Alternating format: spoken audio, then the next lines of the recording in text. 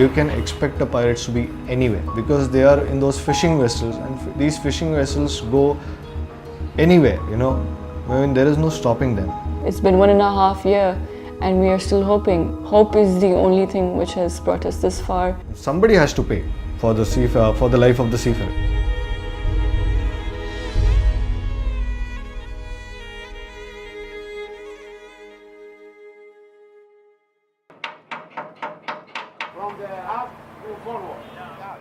Noor is Aurora ship work between Dubai and Somalia. Have general cargo. My crew come from India, some from Pakistan, Sri Lanka, Syria, and sometime in other country. I am the father of the crew. It's normal in age and in work also.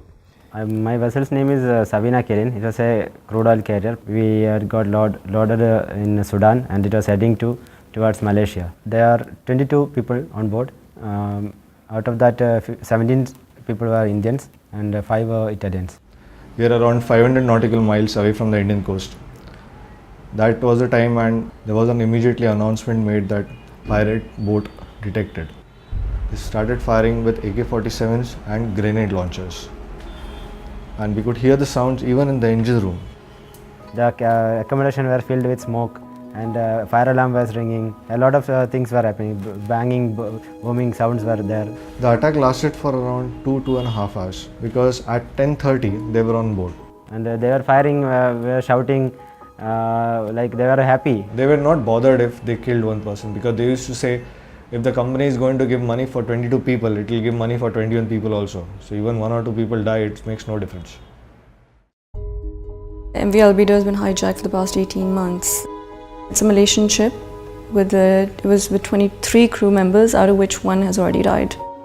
My father is the captain of the ship. He's been a seafarer for 40 years. He was 18 when he first joined, and he's 62 now. And yes, this was it's supposed to be his last voyage before his retirement. It took 1 entire year of negotiations for us to come down to an amount of $2.85 million. So that was the first step, and then the second step was to figure out how to collect this money. We learned that the owner is not in the position to be able to pay such a huge amount, and the company had gone bankrupt. So pretty much after some months, we had to, instead of depending on the owner, we decided that we have to do something as his daughters and my mother as his wife. For the last 7 months, we were given 1 liter of water, 1 bottle of water per day, fresh water. You want to wash your face, you want to drink, you want to do washing, you want to do anything, you have 1 liter of water, that's all. We are not able to take bath, we are not able to cut our hair, not even able to shave for nearly 8 months, I think. For 11 months, I had not spoken with my daughter. I had not spoken to my parents also. I did not know how everybody is. We felt completely isolated, whether it was from the ship owners or whether it was from the governments of the other nationalities who were on board the ship. So we were completely isolated for a very long time. We started this campaign called Save MV Albedo, Save My Father's Life, and in that campaign we used social media. We did on-ground activities. I remember going to events and going on stage and just begging people to donate, even if it's 10 rupees, even if it's 100 rupees, every penny counts for us at this point, because I need to save my father or he's going to die there. I was not able to know what is happening at home. I was not able to know what has happened to my wife.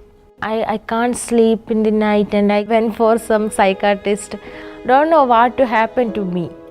All the Somalis, they grabbed us and they tied us also. And we were in that tied up position for around 1 hour. And we could not feel our hands and legs. It was we could hardly breathe in that position, I'll tell you. It was like we were praying to God. I could hear Chief Engineers crying, and I could hear him. But it was such a mental, my mental state had gone for a toss, I'll say. I already prepared the route from here. The route is very, very dangerous.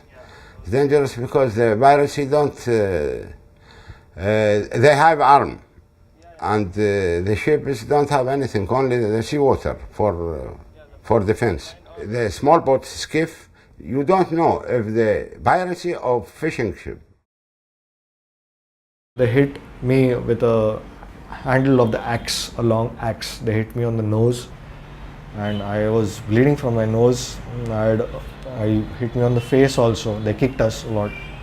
They hit us with the butt of the guns, and it was like we see in the movies. They tortured the chief engineer really bad at that point. They were trying to pull his fingernails with a plier, and one person was continuously hitting him on the back with an iron rod. It was like a bad dream, and we were just waiting for the bad dream to get over with, and one day we are going to be home, everything all normal life.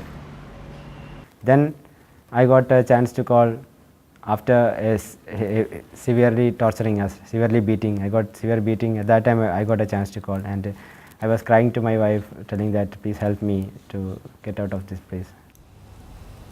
We didn't know if we were going to be able to raise that amount, but we had to still keep trying. So we did try even till the date of the deadline. And I could not afford to give up, because this was a matter of 22 lives. And if we gave up at this point, then what is going to happen? We can't just leave them to just perish. The lowest point for me was when they had declared that they will be executing myself and the chief officer. They declared it at 8 o'clock at night that tomorrow second engineer and chief officer will be shot dead. We'd only raised 10% of the amount, and with 90% still to go of the portion that we were supposed to raise. It made us realize that we can only do so much in our capacity. No matter how hard we try, there is always a limit there. We can't exceed that limit.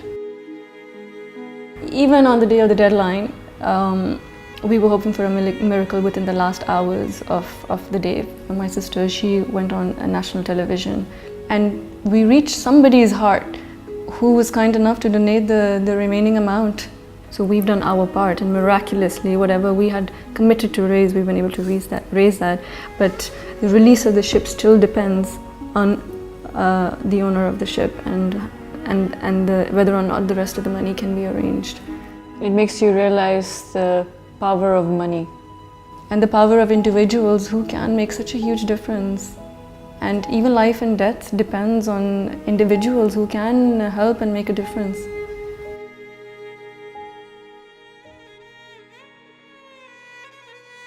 Every day I see in the mirror, I see the scar on my nose, and it reminds me of what I had been through in Somalia. Before I was a very carefree person, but now I care for life more than before. We ordinary people can't do much no matter how hard we try. Begging on the roads, going to people, knocking on every door, it's not going to make a difference. It's just like a drop in the ocean unless somebody in power steps forward. Unless and until something comes in black and white and it is approved and enforced, these things will continue. The life of seafarers are important, and they should realize this. It is more important than the cargo, the ship and everything. It's our life. We work, and life in the sea. We can't stop. We will continue.